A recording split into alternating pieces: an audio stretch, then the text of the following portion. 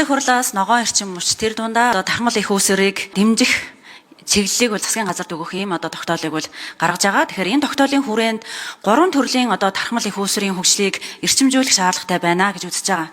За нэгдүгээрт нь айл өрхийн тархмал их үүсвэр, за хоёрдугаарт нь аймаг сумдын тархмал их үүсвэр, за гуравдугаарт нь автомашиныг сэнэглэх тархмал их үүсвэр. За тэгэхээр айл өрхийн тархмал их үүсвэрийн хувьд та бүхэн мэдж байгаа сүүлийн үед айлууд нарны панел батарей суйрлуулад, за халаагуур суйрлуулад, яндангаа буулгаж агаарын бохирлыг бууруулахад хувь нэмэр оруулж байгаа. За мөн цэвэр аюулгүй орчинд амьдрах, за эрчим хүчээ хэмнэх гэдэг олон үр дүнтэй ийм ажлуудыг хийж байгаа. За гэхдээ энэ ажил маань төдийлөн бас далаастай болж болохгүй байгаа л да. Яг тэгэхээр цөөхөн айлууд хэрэгжүүлж байгаа учраас нэг айлын хөрөнгө оруулалт өндөр байгаа. За мөн шүлжээнд энэ нарны системийг холбоход техникийн нөхцлөөс ахуулаад асар хүндрэлтэй байна. 6 сар болж холбож байна гэдэг олон асуудлууд байгаа. За тийм учраас цаашдаа бол энэ төрлийн төслийг ядаж жилдээ 10,000 айлыг энэ нарны панел халаагуур суйрлуулах төслийг хэрэгжүүлээ. Ингэсний үндсэн дээр бид нар агаарын бохирдлыг дөрвтэй хэмжээгээр бууруулж чадах юм байна. За дээрээс нь энэ олон айлууд илүүдэл цахилгаанаа шүлжээрөө борлуулад орлого олох ийм боломжийг бий болгоно.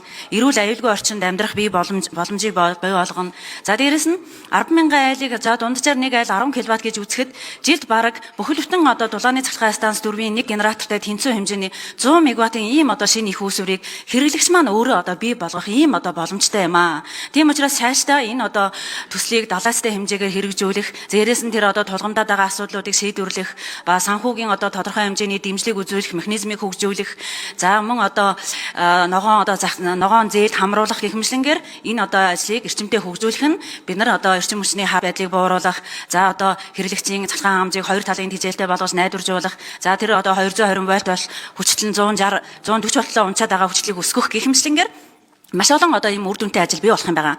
За хоёрдугаарт нь аймаг сумдын тархмал их үүсвэр. За та бүхэн мэдж байгаа маш олон аймагуд төвлөрсөн эрчим хүчний системаас хол байрладаг. Хит урт цахилгаан дамжуулах түгээх шүлжээгээр тэжээгддэг энэ аймагуудын хувьд цахилгаан хангамж нь бол өнөөдөр найдвартай адил эрсдэлтэй байдал байгаа. Саяхан өнгөрсөн 9 сард жишээ нь Эрдэнэт станц дээр тасралт гарахад аймаг тэгээ 143 сум цахилгаангүй болсон. Хэрвээ энэ асуудал үл тохиолдох юм бол энэ олон аймаг сумд хүлдэх эрсдэлтэй байна. Тэгэхээр энэ эрсдлийг хаах хамгийн чухал асуудал бол аймаг сумын төв дээр нарны панелаасаа өөрөө цэнэглэгддэг, өөрөө бие дааж ажиллах батарейн систем суйрлуулах. Саяхан замын үдэд шугам тасрахад тэнд байгаа нарны станц замын үдийг төр хугацаанд цахилгаанаар хангаад байж чадсан. Ийм төслүүдийг хэрэгжүүлж бид нар аймаг сумдын цахилгаан хэмжээг найдваржуулах хэрэгтэй байна. Алдагдлыг багасгах хэрэгтэй байна. За 3 дугаар асуудал бол автомашиныг цэнэглэх сэргээгдэх эрчим хүчний их үүсвэрүүдийг гол замуудын дагуу байршуулах хэрэгтэй байна. Өнөөдөр бид нар түлшний хувьд хараат байдалтай байна. Энийг бууруулах гол асуудал бол ерөөсөө цахилгаан машины хэрэглээ. Цахилгаан машины хэрэглээг хязгаарлаж байгаа нэг зүйл бол цэнэглэх байгууламж. Тэгэхээр бид нар цаашдаа цэнэглэх байгууламжийг энэ сэргээгдэх эрчим хүчний тархамал их үүсвэрээр үндэслэж байгуулах хэрэгтэй байна гэсэн ийм чиглэлүүдийг засгийн газарт өгж байгаа. Зөв тогтоол батлагдсанаар 20 кВт хүртэл хүчин чадалтай нарны панел батарейн системийг суйрлуулбал техникийн нөхцөл шаардахгүй. За тэгээд түгээх сүлжээ шууд холбоно. Хэрэглэнээс илүү гарсан цахилгааныг сүлжээнд нийлүүлж орлогыг авах боломжийг өрхүүдэд бүрдүүлж өгнө штэ. Тэгээ бямцах дарга ийм тогтоол гарчиж байгаа штэ. Тэгэхээр энэ хэрэгжих хэрэгтэй. Зарим гişүүд байгаа энэ Бачуугар сайд хүртэлтэй нарны панел батарей тавьчаад төвийн дулаанд нийлүүлээд яваад байгаа байхгүй.